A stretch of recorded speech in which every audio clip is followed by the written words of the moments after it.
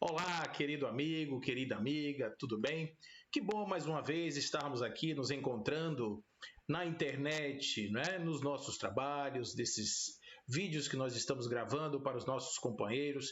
Desta feita, estamos atendendo a um pedido dos nossos irmãos da nossa querida Casa do Caminho, aqui em Salvador, nossos amigos que têm um trabalho espetacular no atendimento à população, no discernimento, no esclarecimento, no estudo. Por isso é muito bom estarmos aqui com esses companheiros falando a respeito de algo muito importante para nós nos dias atuais.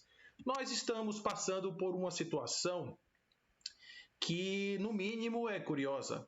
Eu tenho certeza que grande parte de nós, talvez a maioria, se não a totalidade, nunca experimentamos nada tão forte, tão intenso, tão vigoroso como o que nós estamos experimentando nesse momento. Fato é que isso tudo nos deixa um tanto quanto assim confusos, muitas pessoas querendo falar muitas coisas a respeito disso. Nós já fizemos vários vídeos falando sobre o momento presente, falando sobre as boas lições que o Espiritismo traz em relação a essa situação que deixa todos muito aflitos, muito confusos, muito cheios de dúvidas, o que será que vai acontecer amanhã. E é por esse motivo que nós atendemos com muita alegria o convite para falarmos sobre o confinamento, falarmos sobre a nossa situação dos confinados e também subir um pouco nessa questão, não ir tão profundo, mas no nível superficial, a porta de entrada dos nossos grandes conflitos, aonde que isso se encontra, como é que isso bate com a família, onde que isso está atrapalhando um pouco, e claro, falarmos da doutrina, sim, por que não, mas sem aquele compromisso, não é, de estarmos indo na doutrina no fundo lá, porque ela já tem bastante coisa interessante a respeito disso, mas eu queria tocar em alguns pontos que estão na superfície. Né? Por isso, nós vamos bater um papo leve, vamos falar sobre algumas coisas interessantes aqui, que é resultado de pesquisas, estudos na área de família e também na área do relacionamento humano. Para começar o nosso trabalho, vamos pedir ao Pai Celestial que o seu manto de bondade e beleza recaia sobre os nossos corações e que esses amigos espirituais que nos conduzem nesse instante possam nos clarear as ideias e juntar as nossas mentes nesta grande egrégora de paz para falarmos a respeito de nós outros, da sociedade, dos homens e do mundo de paz que nós queremos construir aqui na Terra. Portanto, o nosso tema de hoje será confinados. O amor está no ar, não é? Que termo esse, né? Eu sempre ouvi essa expressão de confinamento ligada a bois, né? A bovinos, ao gado. Né? A gente vê lá aquela grande contingente de bois presos num curral, comendo ali no coxo, né? De forma bem disciplinada, de forma bem assim contida, e essa é a forma que a gente tem conhecido essa expressão de confinamento. Bom, quando se aplica a seres humanos, aí a gente tem outras particularidades, porque o ser humano elabora ideias um pouco diferentes dos bovinos. Nós temos consciência da consciência e isso faz com que a gente reflita, pense. Nós temos desejos, aspirações, motivações, nós temos movimentos na nossa alma e tudo isso vai fazer com que a gente tenha a ideia de sempre que nos acontece algo, valorarmos a experiência com base nesses nossos campos de valor e de importância, esses graus de importância que nós damos às coisas. Não é? Então, por esse motivo, tudo o que acontece na humanidade é motivo de muitos comentários, muitos estudos, muita pesquisa. Todo esse nosso estado atual já é matéria de muita pesquisa científica no mundo. Os chineses já estão estudando o que aconteceu com a população confinada. Eles já estão preocupados em entender o que está acontecendo na cabeça das pessoas que são obrigadas a largar a sua vida, o seu cotidiano, para poder se confinar em casa, para poder estar restrito, um movimento restrito dentro de casa. Ficar em casa não tem problema nenhum, é maravilhoso ficar em casa. Ficar em casa é uma beleza, você pode ouvir sua música, você pode acordar um pouco mais tarde, você pode assistir aquele filme legal, ler todos os livros que você queria ler, não é? Fazer isso sem culpa, que coisa maravilhosa, férias, em pleno início do ano, né? Depois de termos saído daquele período da letargia do final do ano, do início, estamos começando agora mais um período em que estamos de férias. Afinal de contas, estamos todos na mesma situação no mundo inteiro, portanto, não tem que ficar com culpa, se sentindo culpado, se sentindo de alguma forma prejudicado, porque estamos vivendo um momento de extrema dificuldade para toda a humanidade, para todos aqui na Terra, sem absolutamente nenhuma exceção. E por esse motivo, nós precisamos compreender que por que nós estamos fazendo isso? A primeira coisa que a gente tem que pensar é por que nós estamos fazendo isto. E aí nós vamos nos lembrar de um filósofo muito importante chamado Immanuel Kant. E Kant dizia o seguinte: o dever é o princípio supremo de toda moralidade. Para Kant, o importante não é você fazer ao outro aquilo que você gostaria que o outro fizesse a você. Para ele, era importante que nós fizéssemos para o outro aquilo que nós achássemos que seria algo máximo possível que a humanidade deveria fazer de ordinário. Seria como se aquilo que eu vou fazer se transformasse numa espécie de lei divina, tão perfeita que era. Buscar no meu comportamento um padrão ético-moral que esteja superando todas as expectativas da humanidade, até as minhas. E não estar mirando nas minhas pequenas expectativas, mas no bem-estar da população. Ou seja, o bem-estar geral prevalece sobre o meu bem-estar individual. Então, nesse momento, nós estamos passando por uma circunstância onde a nossa obediência, onde o nosso comportamento está lastreado no bem comum. Por que nós não estamos nas ruas? Porque se nós fizéssemos isso, provavelmente nós iríamos aumentar bastante a zona de contágio, nós teríamos um colapso no sistema de saúde, nós teríamos uma série de coisas. E por isso estamos em casa sacrificando muitas outras coisas e passando por esse momento que é realmente singular. É bastante singular. Uma das coisas que a gente tem que lembrar é que todos nós temos nossas rotinas. A rotina do ser humano, ela é algo muito importante na sua vida. Observe você, observe a mim, observe qualquer pessoa que você quiser. Você vai ver que essa pessoa trabalha, por exemplo, ele vai para o trabalho, ele acordou pela manhã, ele fez lá, tomou o café ou não, ele tomou o mesmo transporte, ele fez tudo mais ou menos da mesma forma. A gente gosta muito dos padrões, não gosta muito de ficar mudando rotina, isso para a gente é muito complicado. Então, o que acontece? A gente vai para o trabalho, chega no trabalho, a gente trabalha, faz aquele trabalho repetitivo, volta para casa e temos a nossa rotina dentro de casa. Chega, toma banho, toma aquele café, vai, senta, mexe no computador, mexe no celular, assiste um filme, assiste um jornal, vai dormir. Há um processo, mas que tem o seu tempo. Óbvio que dentro desse tempo tem que caber outras coisas da relação familiar.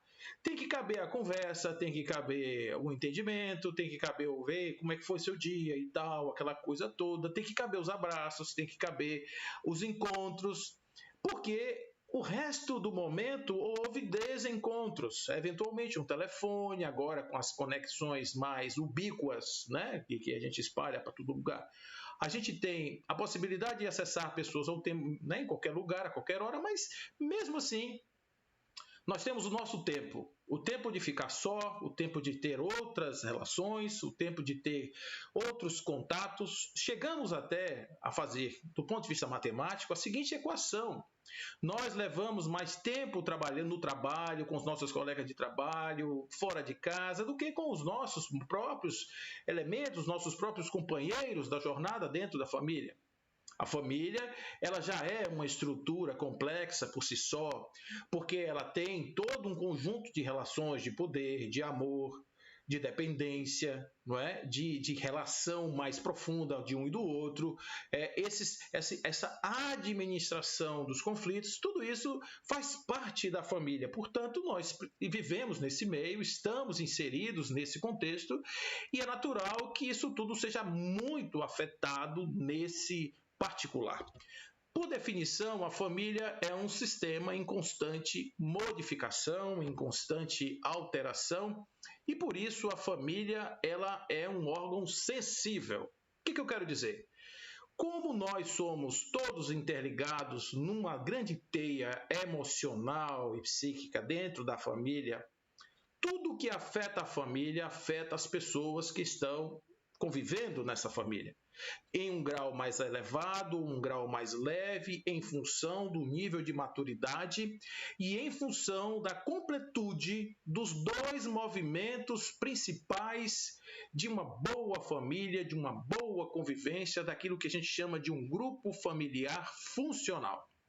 Quais seriam esses dois movimentos? De um lado, a união, o senso de pertencimento, o senso de acolhimento, o senso de estar pertencendo ou envolvido com. E do outro lado, aquilo que se chama de autenticação do ser, aquilo que é a sua individualização e, portanto, a sua diferenciação. O caráter de diferenciação quer dizer que o indivíduo consegue ser ele mesmo, mesmo que esteja fora da família.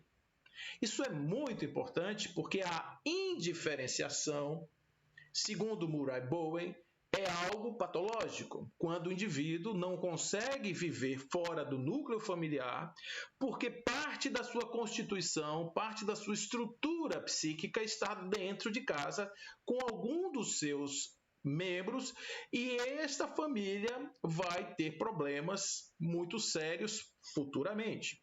Os estudos de Murray Bowen levam, inclusive, a conclusões interessantes de correlação entre níveis altos de indiferenciação das pessoas em um ambiente familiar e o surgimento de casos de esquizofrenia na família. Olha que coisa! Isso é muito sério. Então, as famílias, em função disso, elas podem ser famílias mais fechadas, elas podem ser famílias de comunicação e fronteiras mais rígidas, ela pode ser uma família mais fluida, ela pode ser uma família cujas fronteiras são indiferenciadas, elas são obliteradas, enfim, ela pode ter uma série de variações. Quando eu digo fronteiras, eu quero dizer que todos nós temos uma capa, um domínio, um limite de domínio. E esse limite de domínio é o que nos define como indivíduo no sentido de sermos diferentes do outro. Então, na medida em que nossas fronteiras são bem estabelecidas, permeáveis, portanto, tudo que vem do outro, do meio, de qualquer coisa, entra na fronteira naquilo que eu sou capaz de suportar sem maiores problemas. Porém, em função das minhas debilidades psicológicas, em função das minhas fragilidades, muitas vezes eu não consigo suportar isso que chega, quer seja do meio, quer seja dos membros que estão ao meu lado. Isso vale para a família, isso vale para qualquer grupo de sociedade, vale para os meus colegas de trabalho, vale para os meus colegas do centro espírita, vale para todos os meus níveis de relacionamento. Quando eu sinto que há uma ameaça, que eu sinto que eu vou ser invadido, eu fecho as minhas fronteiras, como um país faz, como um bom governante faria, e impeço que os fluxos de informação que vêm de lá para cá, quer sejam aquelas informações físicas do corpo, quer sejam as informações verbais da comunicação tradicional, ela não flui. Com isso, as comunicações ficam muito complicadas. Eu já fiz, inclusive, está no meu canal, uma palestra sobre comunicação e família. Depois dá uma passadinha lá na Confraria Espírita que você vai ver. A gente comenta bastante, fala muito sobre isso, sobre essas coisas das fronteiras, fronteiras rígidas, fronteiras mais permeáveis. A gente fala sobre isso. Mas aqui eu quero dizer apenas que esse conjunto das fronteiras e das relações está completamente envolvido nessa nossa circunstância do momento. eu tenho recebido, através aí do nosso atendimento fraterno ou através de outros tipos de atendimento, eu tenho recebido inúmeras demandas de pessoas que estão simplesmente querendo se separar. Estão querendo acabar com sua relação familiar. Por quê? Porque não estão suportando o momento da reclusão coletiva que acabou com a rotina, mudou completamente a rotina, mudou completamente o meu tempo. Agora nós temos mais tempo para estar juntos, o que seria maravilhoso se nós estivéssemos imbuídos do princípio de que nós devemos abandonar o velho para assumir o novo. Postura extremamente favorável ao bom crescimento psicológico, emocional e espiritual do ser. Mas, se nós não estamos ainda preocupados com isso, estamos com o olhar para a externalidade, nós ainda estamos muito preocupados em retomar o fluxo normal da vida, um tanto quanto revoltados pelo fato de estarmos confinados. Aumenta a pressão, aumenta a cobrança, aumenta o tempo das idiosincrasias e, com isso, os conflitos vão aparecer, fatalmente vão aparecer. Então, nós vamos começar a fazer aqui, justamente para falarmos sobre isso, nós vamos fazer uma correlação entre duas coisas que podem parecer absurdas à primeira vista. Eu vou fazer aqui uma comparação entre aquilo que foi a impressão de Viktor Frankl quando ele estava em Auschwitz e a nossa experiência do confinamento. Por que isso tem a ver? Embora sejam experiências muito diferentes, nós estamos dentro de uma casa, nós estamos com pessoas queridas, nós estamos dentro do lar, nós estamos no lugar que nos dá mais segurança, ao contrário daqueles pobres prisioneiros que estavam no campo de concentração, sujeitos a todo tipo de maldades e todo tipo de destruição do seu aparelho mental. Mas, por outro lado, nós, enquanto experiências subjetivas, nós não fazemos muito bem essa diferença. A gente não sabe muito bem diferenciar essas coisas, não, sabe? A gente confunde as coisas. Tem pessoas que vivem num lugar muito legal e acham que estão vivendo num lugar muito ruim. Eu acho que você já conheceu alguém que age assim.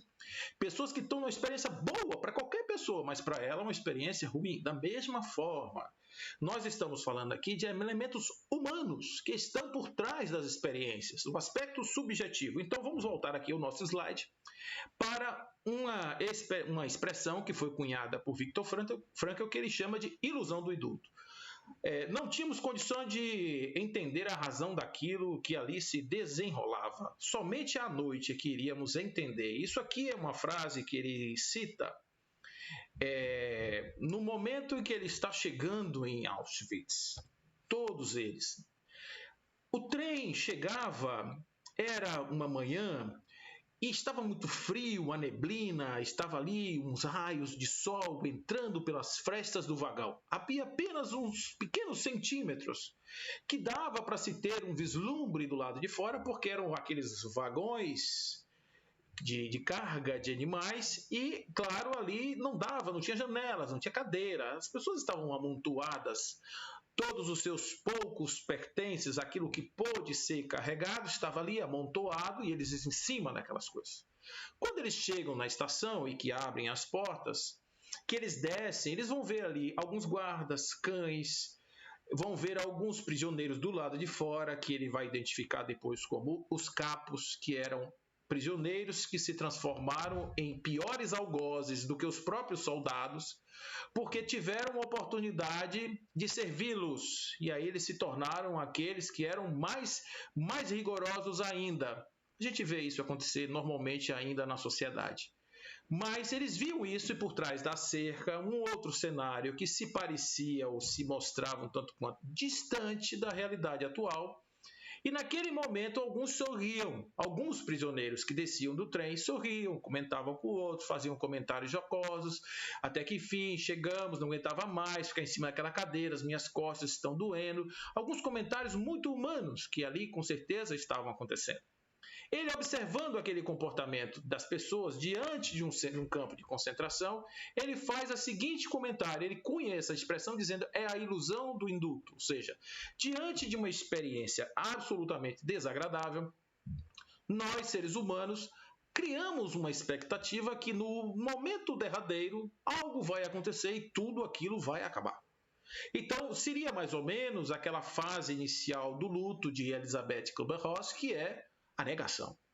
A partir desse momento, não é, que eles têm essa ilusão, como ele diz aqui, nós não tínhamos a menor ideia do que estava ali acontecendo, do que ia nos acontecer, mas ao final da tarde nós compreenderíamos, porque quando ele passou, por exemplo, na fila da reciclagem, da seleção, da triagem, melhor dizendo, parte daquelas pessoas iam direto tomar um banho, que não era um banho, na verdade era um forno, era um crematório, que eles iam para um crematório porque não serviam para trabalhar.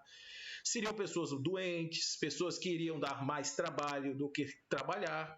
E com isso, essas pessoas selecionadas assim, os mais jovens iam para os galpões, os mais idosos iam para o forno, crematório. E eles vão começar a entender isso a partir de um determinado momento que a sua experiência assim determinou. E por isso que ele cunha essa expressão da ilusão do indulto. Eu acho isso muito legal porque muitas pessoas ainda estão vivendo sob a ilusão do indulto no momento presente. Não se caiu ainda a ficha de que mudou muitas coisas, as relações estão diferentes, o ambiente do trabalho é diferente, nossas relações uns com os outros, né? O comprimento do cotovelo afastou as nossas mãos, acabou com os nossos abraços, diminuiu um pouco essa nossa questão da sinestesia, desses toques, dessa coisa, do uso das mãos, etc. Acabou um pouco com isso. E agora nós vamos ter que ou reposicionar o nosso comportamento diante de um novo padrão social para evitar pandemias, ou vamos esperar passar todo esse clima, etc., para lentamente voltarmos a ter os mesmos hábitos que antes. Hábitos de você poder ficar ali, pegar uma pessoa na rua, uma pessoa caída, você ir lá, levantar essa pessoa como um bom samaritano, né? Tirar essa pessoa daquele lugar. Então, a gente ainda está um tanto quanto vivendo nessa questão do indulto, achando que não, para algumas pessoas, nós estamos de fato de férias. Então, as pessoas vão para os barzinhos, ficam sentados na porta de casa ali tomando sua cervejinha, fazendo com os amigos, uma carninha, afinal de contas não tem trabalho, não é? Então vamos fazer isso. Isso é um pouco da ilusão do indulto, é saber que de repente algo que está acontecendo lá não vai acontecer comigo, porque numa hora X vão inventar uma vacina, vão inventar um remédio, vão descobrir que tudo isso é uma fake news muito grande, enfim, algo que amenize um pouco o quadro que está aí. Tudo isso é uma grande fuga, mas onde que isso impacta na minha realidade? Impacta porque eu, apesar de estar vivendo uma realidade de restrição, eu tenho que conviver em casa e essa minha convivência em casa está se tornando cada vez mais difícil porque eu tenho que ficar na expectativa de voltar rapidamente a ter o meu tempo, a estar na minha condição, a viver o meu momento. É o que Viktor Frankl vai chamar de ânsia da solidão. É mais ou menos o que acontece dentro de um pavilhão lá do campo de concentração. De novo, viu, gente? Eu estou fazendo apenas um paralelo. Não, por favor, Paulo está fazendo uma comparação do campo de Auschwitz com a casa. Não é isso. Eu estou apenas aqui trazendo o pensamento de Viktor Frankl, que pode se adaptar perfeitamente à situação atual do ponto de vista do conceito daquilo que ele traz. As pessoas que estão confinadas têm este comportamento. A ânsia da solidão significa aquele momento que você precisa ficar sozinho, na solitude. A diferença aí é que solidão é aquela sensação do abandono e a solitude é um ato voluntário de estar sozinho. Naturalmente, existem ocasiões em que é necessário e também possível distanciar-se da massa, ele vai dizer. É fato notório que a companhia ininterrupta de tantos parceiros de sofrimento a toda hora, em todos os atos triviais do cotidiano, cria, muitas vezes, uma ânsia irresistível de escapar desta permanente comunhão compulsória, ao menos por algum tempo. A gente é tomado pelo desejo profundo de ficar sozinho consigo mesmo e com os próprios pensamentos, pela saudade de um lugar de recolhimento e solidão. Olha aí.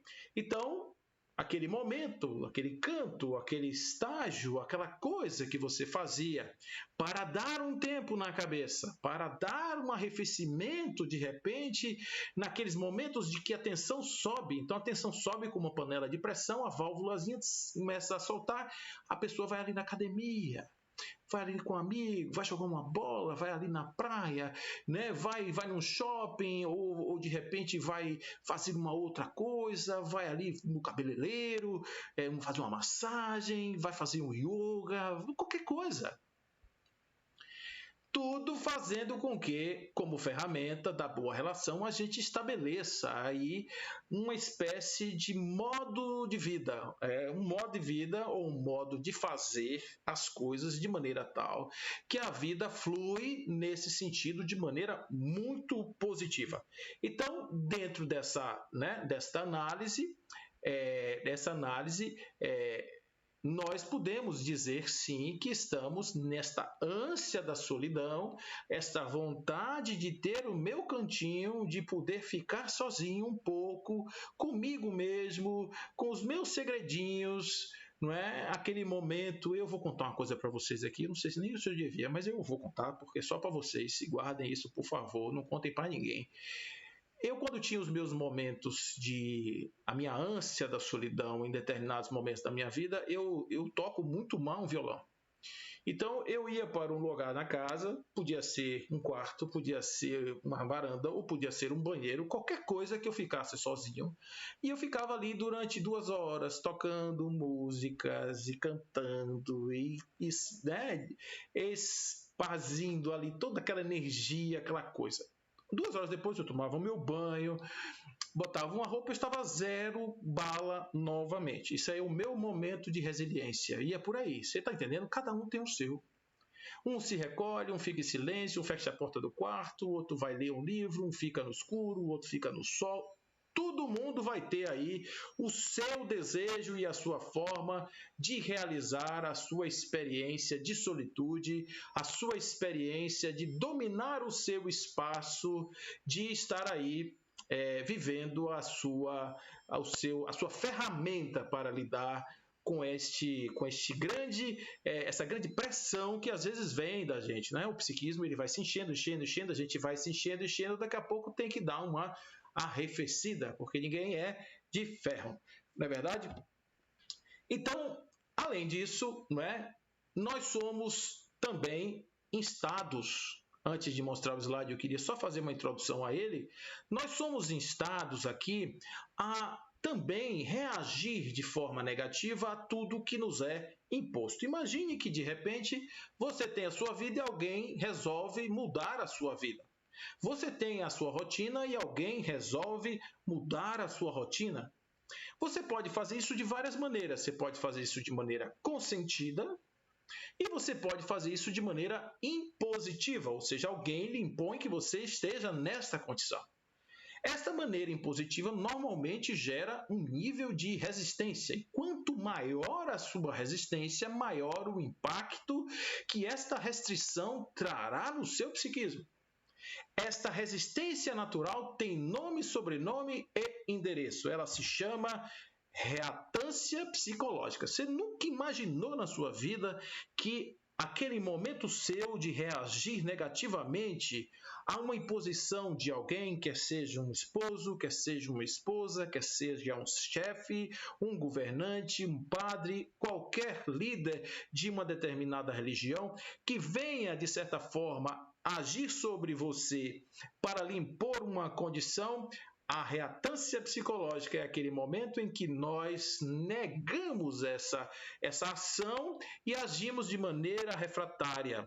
Então, nós vamos encontrar a reatância psicológica, por exemplo, naquelas pessoas que furam os bloqueios do distanciamento social e do recolhimento para poder estar literalmente dizendo aos seus algozes, dizendo o seguinte: você não consegue me cercear a liberdade. Esse é um sentimento que nós temos, desde as pequenas coisas às grandes coisas.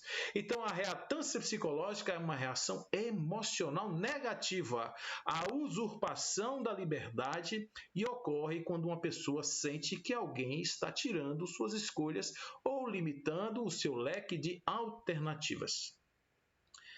Esse fenômeno é sensível ao grau de influência de coerção ou coercitiva que o indivíduo sofre diretamente. E quanto maior o grau de influência, maior será a reatância psicológica experimentada. Nomezinho feio, né, gente? Nossa, que coisa horrorosa. Então, observe, nós temos a nossa ânsia da solidão, nós temos a nossa ilusão do indulto atuando, nós temos as 5 fases do luto de Kübler-Ross aí, que podem ser observadas, e estamos agora falando da reatância psicológica. Que coisa horrorosa. Paulo, onde é que você descobre essas coisas?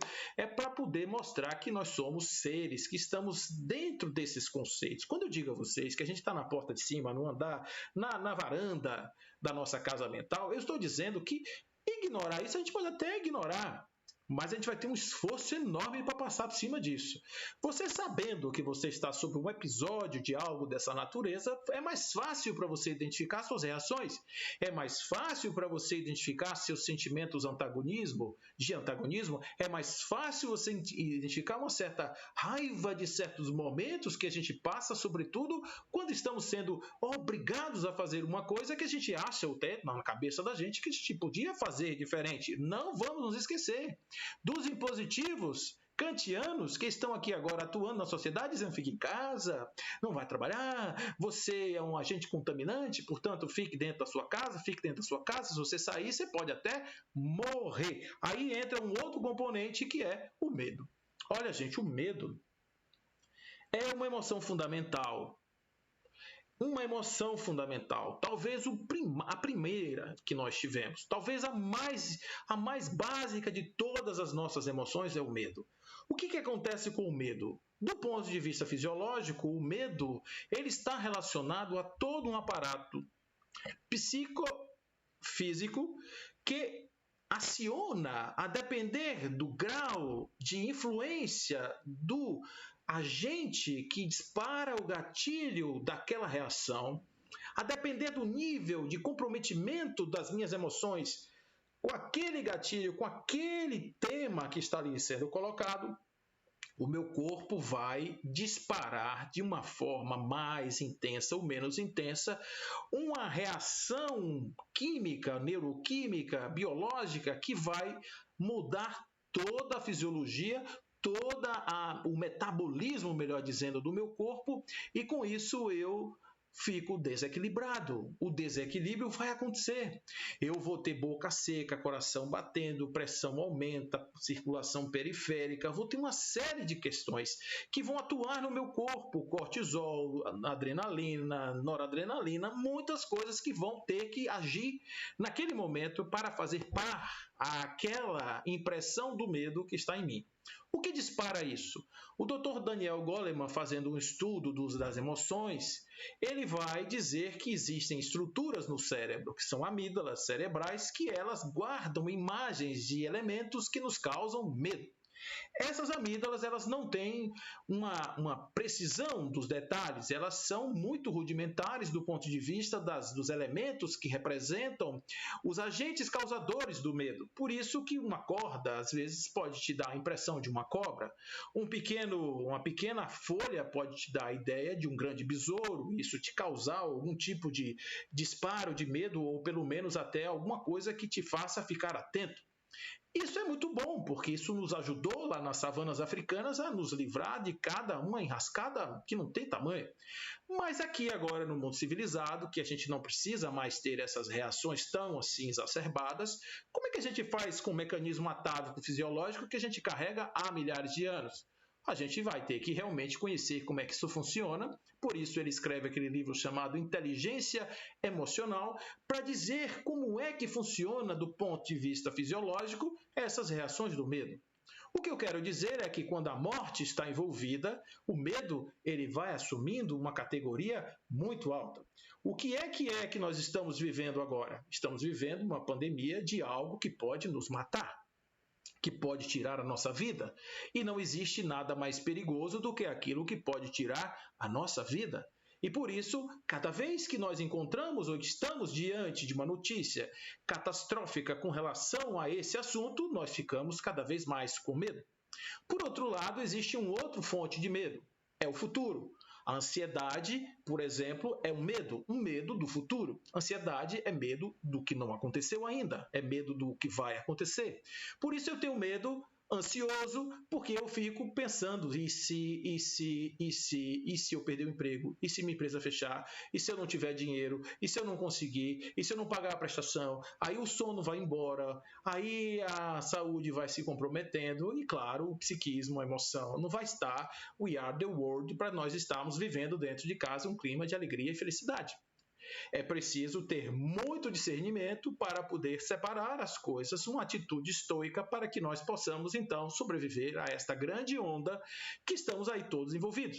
Mas olha que coisa interessante que o nosso querido Viktor Frankl vai nos trazer. Ele vai nos trazer o seguinte, que quando os indivíduos estão dentro de um campo de concentração, eles passam por fases distintas. A primeira é o choque. O choque é aquele momento em que eles vão ter uma reação exacerbada diante dos estímulos que estão ali.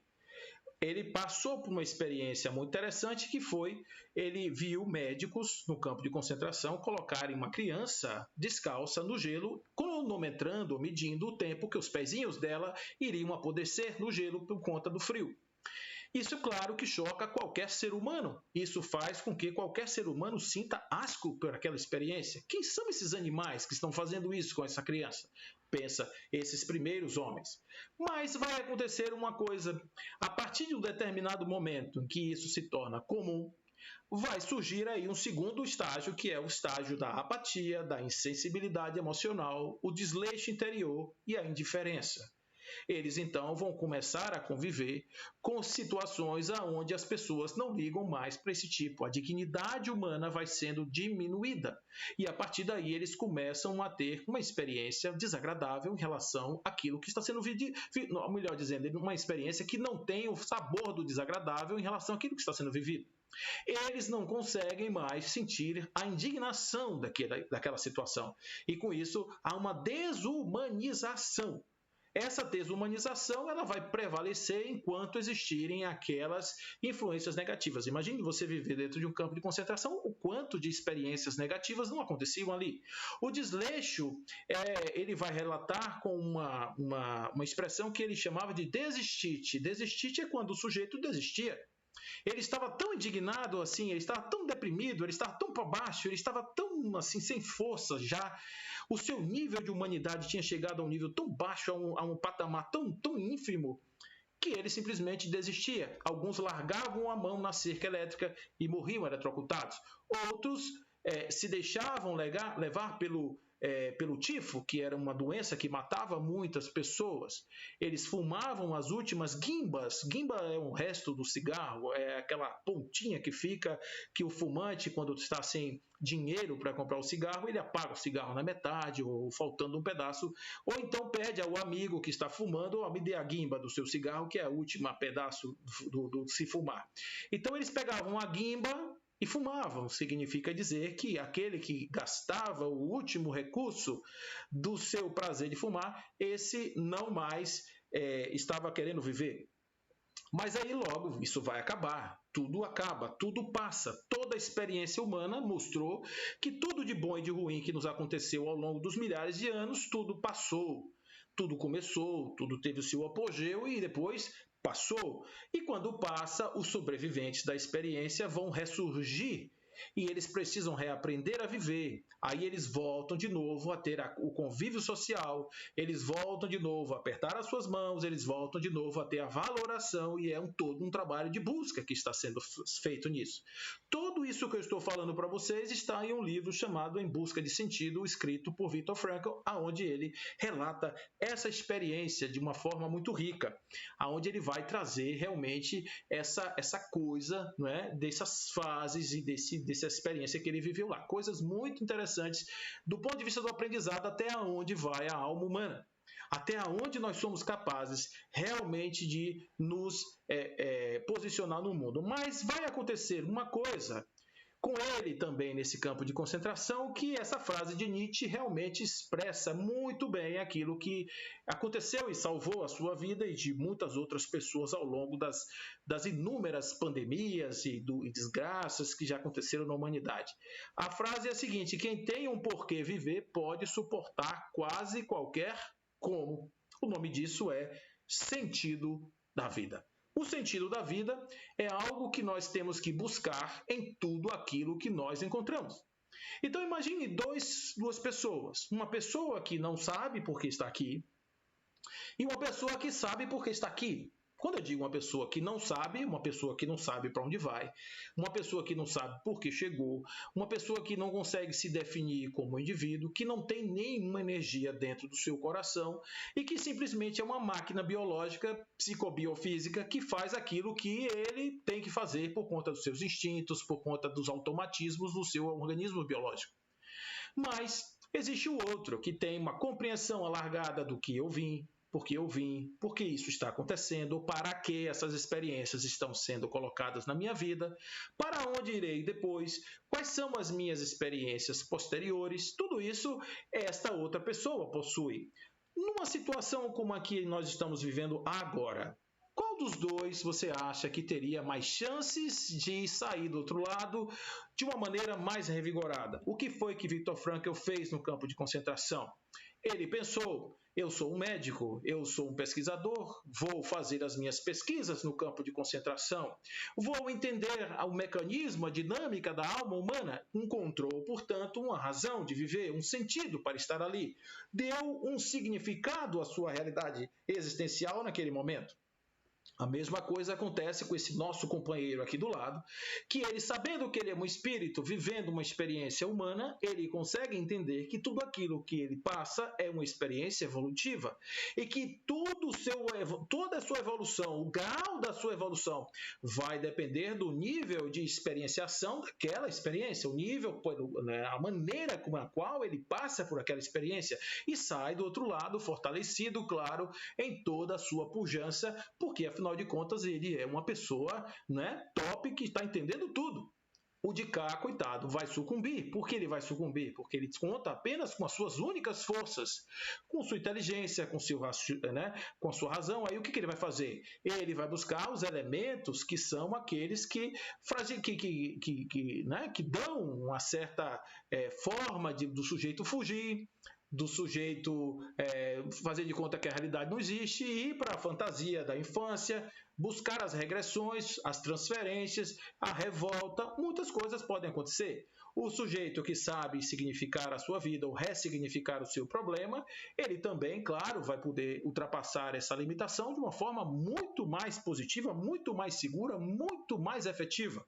E é assim que nós podemos fazer essa diferenciação entre um paradigma materialista, que eventualmente leva as pessoas a enxergarem a crueza da vida, e aquele que entende o sentido da vida e que, portanto, pode buscar em si a força necessária para o seu soerguimento. Em um livro interessante chamado Quando Nietzsche Chorou, em um dos diálogos que estava ali naquela ficção, Nietzsche vai dizer a Brouwer: se você estiver preparado para assumir a liberdade de não depender de religião nenhuma, esteja pronto para dores insuportáveis, que seria a dor, o vazio da existência de você dizer: não sou nada, não estou aqui fazendo nada. E não estou dizendo aqui que é uma ilusão, não estou falando absolutamente você acreditar numa ilusão, você pensar que isso é algo que seja um lenitivo para as nossas dores existenciais. Não é isso. É uma razão. Por isso, Allan Kardec, quando nos apresenta o sentido da vida do ponto de vista espiritual, ele faz isso trazendo o pé no chão. A fé raciocinada, aquilo que nós podemos compreender como verdadeiramente o sentido da vida, tudo isso apresentado de uma forma muito, muito forte e vigorosa, de maneira tal que eu posso saber que estou aqui com reatância psicológica, com a minha vontade de ficar sozinho, com todas essas coisas que acontecem comigo, ilusão de induto e tudo mais, e agora, o que eu estou fazendo? Eu compreendo isso, eu sou humano, eu sou gente, eu sinto, tá carne e osso, mas, porém, entretanto, todavia, contudo, eu sou um espírito vivendo uma experiência humana, por isso eu posso repensar isso. Para que isso está acontecendo? Por que isso me pegou? Então, aí eu começo a repensar a minha experiência. Por que eu estou dentro de casa? Por que eu estou com a minha família?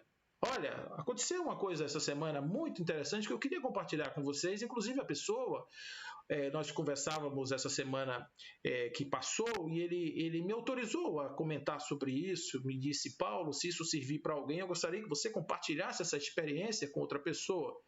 E assim, eu estou fazendo com a sua autorização.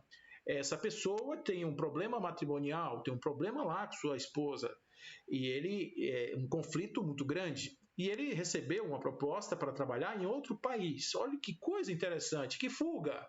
Então, de repente, os problemas ficaram pequeníssimos, porque a expectativa de morar num outro lugar lhe deu uma diminuição do impacto daquilo que era um problema grandioso.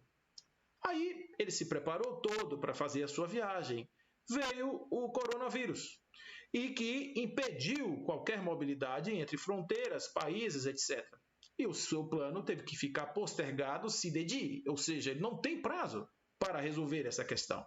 Volta de novo a conviver num cenário que aqueles problemas que tinham ficado pequenos, tinham ficado sublimados, agora eles são intransponíveis, porque eles estão de novo ganhando peso e sem nenhum tipo de perspectiva de fuga ou de, pelo menos, de amenizar os seus impactos, não vai ter aquele tempinho para eu poder arrefecer os ânimos em relação a esse conflito. Percebe o que nós estamos falando aqui? Nós estamos dizendo que, às vezes, quando nós temos algo dentro de nós que nos preenche do ponto de vista da esperança, quando nós temos algo que nos fortalece do ponto de vista dos conceitos, nós temos uma forma diferente de enxergar o mesmo problema. O que mudou? O problema é o mesmo. Era antes o problema, depois o mesmo problema. O que mudou é que dentro daquela pessoa, que existia antes uma energia que lhe fazia suplantar aquele problema e torná-lo pequeno, essa energia se dissipou. E com isso ele ficou de novo apequenado diante do problema que era pequeno e ficou grande. Observe que é relativo o conceito de um grande problema em relação a você, porque tudo vai depender da forma como você encara o problema que você está vivendo. Então, a tentativa de enxergar as coisas numa perspectiva engraçada constitui um truque útil para a arte de viver. Observe que nessa ressignificação da vida, Viktor Frankl identifica algumas coisas de comportamento que nós podemos ver aqui acontecendo conosco de novo. Essa coisa de nós estarmos vivendo, fazendo shows em varandas, fazendo lives engraçadinhas, fazendo, pegando takes da situação, criando piadinhas nas redes sociais. Muitas piadinhas, muitos memes maravilhosos criados pela grande invenção. O brasileiro é ótimo para fazer essas coisas. Ele na mesma hora surge uma ideia brilhante e ele já bota logo, aquilo vira é viral aquele troço lá. Então, ele percebe que no campo de concentração os prisioneiros também faziam isso. À noite eles cantavam, eles contavam piadas, anedotas, eles se diminuíam, eles faziam críticas irônicas, eles tinham uma série de artifícios para usar o humor como instrumento de amenizar as suas dores. Pasmem agora o que eu vou dizer para vocês. Os outros dois instrumentos, quais eram? Religião e política. Eles também discutiam religião e política, gente. E era do mesmo molde do que nós estamos fazendo aqui, nos acabando, perdendo uma oportunidade enorme do convívio para simplesmente ficar discutindo se o anjo veste uma roupa azul, se veste uma roupa verde, se tem coroa, se não tem coroa, se usa um sapato, se não usa sapato, se anda descalço. A gente fica discutindo muitas coisas. E o essencial, não, porque a discussão nos leva para fora, nos guia para fora. A experiência é de fuga. Não vamos esquecer, a experiência é de fuga. E a gente precisa assumir o protagonismo de estarmos vivos, né? Atuantes aqui, vivendo a nossa experiência do aqui e do agora, que isso é que nos enche de alegria. Thich Nhat Hanh diz assim: você tem que viver o momento presente agora, mesmo que ele seja um tanto quanto amargo, mas você tem que lamber desse sal. para saber que ele é seu e a partir daí você escolher caminhos, né? Perceber que você está vivo. Agora, se a gente começar a transformar o nosso convívio, cada um no seu casulo, vivendo para fora, porque, diferentemente de 1918, quando teve a gripe espanhola, que foi também uma coisa horrorosa na humanidade, matou mais de 50 milhões de pessoas, nesse momento agora nós temos uma ferramenta que eles não tinham. Nós temos as redes sociais, o computador, nós podemos fazer reuniões, lives, esse tipo de trabalho que nós estamos fazendo aqui lá em 1918 seria impossível de ser realizado. Por isso, nós estamos vivendo agora um momento diferente. Então, se cada um usar essa janela virtual para fugir do convívio, a oportunidade de ouro que nós tivemos para reconstruir pontes, para reconstruir os nossos laços, para refazer as nossas relações, discutir as nossas anfractuosidades, a gente não vai aproveitar. Aí, quando voltar tudo à normalidade, lentamente, etc., nós vamos fazer isso de uma maneira um tanto quanto lenta, mas vai chegar um momento que nós talvez estejamos agora vivendo os nossos tempinhos como antes, né? De forma diferente, com álcool gel, com máscara, talvez, com luvas, mas tempinhos, entendeu? A oportunidade é agora, né? É agora. É agora que a gente está fazendo isso. Quando eu lembrei do meu amigo, eu me lembro aqui agora, e eu fico pensando, eu disse assim para ele, digo, você já imaginou que você antes ia fazer uma viagem em cima do pseudônimo de um viajante apaixonado de Guadalupe, né? Que você ia, vai para salvar o casamento e tal? Isso era uma boa mentira que todo mundo contava. Agora você tem uma verdade que liberta. Volte e diga à sua companheira, ao seu companheiro, a verdade que liberta. E ele fez isso, ele voltou e contou para ela a sua situação, de que ele não tinha mais nenhum interesse na continuidade da sua relação com ela, etc. Uma verdade que dói, machuca, uma verdade que já existia, não foi pandêmica, é uma verdade que está antes da pandemia, não é pós-pandêmica. Portanto, não é resultado de nada disso aqui, é um relacionamento já desgastado. Então, o que eu quero dizer é que nós podemos aproveitar as circunstâncias que nos estão sendo dadas pelo coronavírus para poder fazer as coisas que nós normalmente não estamos habituados a fazer e que nós precisamos fazer, que nós temos a necessidade de fazer, mas que a gente, infelizmente, ainda não consegue fazer, não é? Então, esse é o momento agora de nós encontrarmos o amor à segunda vista. Aquele amor à primeira vista foi o amor que nos fez encontrar com as pessoas, foi naquele momento lá do berçário, aquele momento lá do primeiro encontro. Isso foi o amor à primeira vista. Nós temos agora oportunidades de ter amores à segunda vista, descobrir que as pessoas cresceram, descobrir que elas não são mais as mesmas, mas que tem coisas interessantes. Descobrir características interessantes nas pessoas, observar um pouco mais, ver que elas sabem escrever, ver que de repente elas gostam de tocar violão, ver que de repente aquelas pessoas são sensíveis a determinadas coisas que antes a gente não sabia porque convivia muito pouco. Agora a gente começa a reapaixonar-se por determinadas características que não estavam ali no jogo antes e agora estão e eram interessantes, mas estavam escondidas nas pequenas janelas de tempo e oportunidade que nós tínhamos para estarmos juntos e agora nós temos mais tempo para estarmos juntos. Então a oportunidade do convívio, o amor está no ar porque ele flui como um vírus. No momento em que nós nos permitimos, nós somos irresponsáveis no bom sentido, para nos permitir nos contagiar deste grande vírus amoroso, ele impregna na gente e nos faz de novo voltar a ter uma expectativa de grupo, de família, etc. Aquilo que eu falei lá no começo, dos conflitos, das barreiras, das fronteiras, isso é muito sério, gente. Muito sério, muito sério. A gente tem que entender a família como um organismo sistêmico importante, que a gente tem que resolver as coisas que estão aí, nos conflitos, aproveitar o momento, a oportunidade agora é mágica para fazer isso. Nós temos um tempo que nós nunca mais, talvez, vamos ter. Nem férias, nada. Temos todos juntos, no mesmo momento. Vamos aproveitar agora esse tempo para poder justamente fazer esta ressignificação. O sentido da existência altera-se de pessoa para pessoa e de um momento para o outro. Jamais, portanto, o sentido da vida pode ser definido em termos genéricos. Nunca se poderá responder com validade geral a pergunta por esse sentido. Portanto, cada um, ou cada ser em si, carrega o dom de ser capaz e de ser feliz. Cada um tem seu espaço, cada um tem seu momento.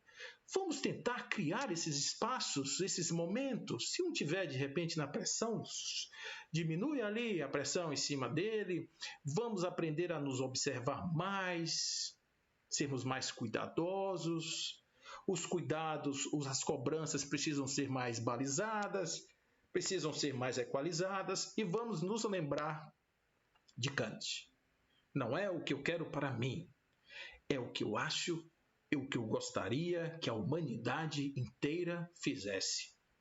Não é o que eu acho que me agrada, mas aquilo que eu entendo que seja o mais importante para que a humanidade viva em harmonia e em paz.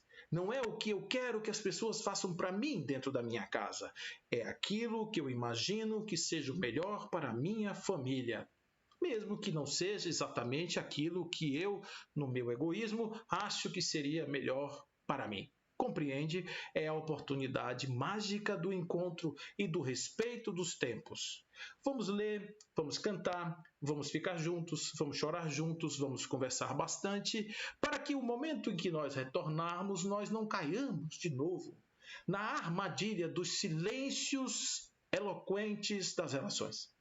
Que nós não caiamos mais nas armadilhas dos pequenos enroscos que se transformam em verdadeiras montanhas. Para que nós não escondamos embaixo do tapete aquilo que é tão bom de ser mostrado, porque não esqueçam que a verdade liberta. A verdade faz a liberdade dos seres. E aí, mais uma vez, qual é o sentido da sua vida? Buscar um sentido da vida, buscar o momento, o significado, buscar a razão, buscar o momento do meu coração e o sentido da minha existência, e por que eu estou aqui, por que eu estou vivendo, por que eu cheguei e para que tudo isso. Nós temos a doutrina, nós temos o evangelho, nós temos uma série de ferramentas que preenchem os espaços vazios do nosso coração e dão significado para as nossas vidas. Nós só precisamos pegar essas ferramentas, usá-las convenientemente para produzir bons efeitos, para dar frutos do nosso arrependimento, como diria o bom João. Raça de víboras, tratai, pois, de dar frutos do seu arrependimento. Né? Quem vos ensinou a fugir da ira vindoura? Olha o que ele dizia. Tratai de dar frutos do seu arrependimento. Né? Então, é esse momento nosso. Mesmo diante do sofrimento, a pessoa precisa conquistar a consciência de que ela é única e exclusiva em todo o cosmocentro deste destino sofrido. Ninguém pode assumir dela isso e ninguém pode substituir a pessoa no seu sofrimento. Mas na maneira como ela própria suporta este sofrimento, está também a possibilidade de uma vitória única e singular. A depender da forma como nós passamos por essa experiência, está aí agora uma vitória única e singular. Precisamos assumir esse compromisso conosco. O compromisso de vencer. O compromisso não de vencer materialmente, não, mas de superação. Ao invés de cair, levantar. Ao invés de olhar para o chão, para o céu. Ao invés de olhar para o nada, Deus. Ao invés de buscar a literatura dos apavoradores de plantão, dos corvos que ficam em cima dos muros esperando a carniça apodrecer para vir se alimentar das suas vísceras,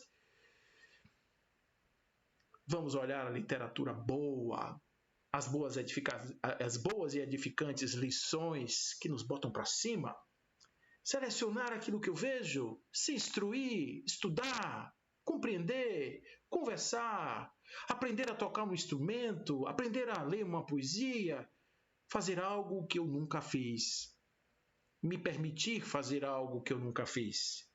Se essa experiência lograr o êxito do sucesso, certamente que eu conseguirei superar essa e outras tantas dificuldades que me surgirão pelo caminho. E por esse motivo, nesse instante, eu Peço ao Pai Celestial que desça sobre os nossos corações e nos traga muita paz, para que nós sejamos capazes de trazer de dentro de nós aquela energia divina que preenche a cada pedaço do meu corpo e cada célula que me forma, que engendra o meu equipamento biológico. E a partir daí, essa energia vai me tomando e vai constituindo em mim um espaço de desenvolvimento futuro, aonde eu traga todos os que estão em volta nesta mesma egrégora e cresçamos juntos, família fortalecida nos laços do amor e das superações. Que o Pai Celestial esteja em vosso coração, enchendo-o de luz e de paz, atendendo a um pedido generoso da espiritualidade desta casa. Nós, nesse instante, chamamos aos nossos amigos, que são os passistas, que se concentrem para disseminar as energias boas a todos esses que nos assistem nesse instante, fazendo com que haja este coroamento deste clima de luz, deste clima de amor e deste clima de paz. Portanto, meus amigos, fiquem com Deus e que assim seja.